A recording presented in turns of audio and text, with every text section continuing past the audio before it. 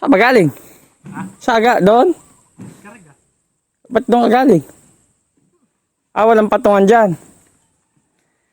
So, ayan po mga kamag-anak, ayan po si ating boss Jeric. Ayan na, malapit na magtaob. Napakahirap po ng daan. At ngayon nga po mga kamag-anak ay nagpapa-spray tayo ng okra at dito siya kumukuha ng tubig sa may sapa.